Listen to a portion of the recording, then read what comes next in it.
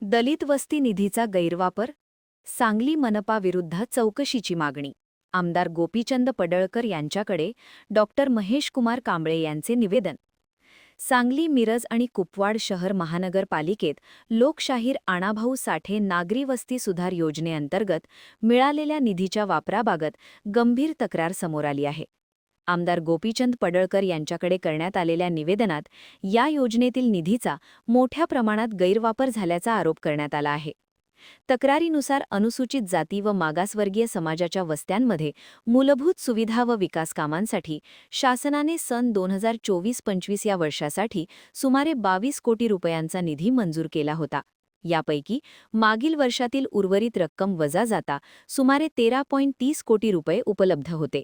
मात्र त्यापैकी 10,20,27,739 रुपयांची 41 कामेही दलित वस्ती 50% कमी असलेल्या भागात मंजूर करून निधी वळवण्यात आल्याचा आरोप आहे.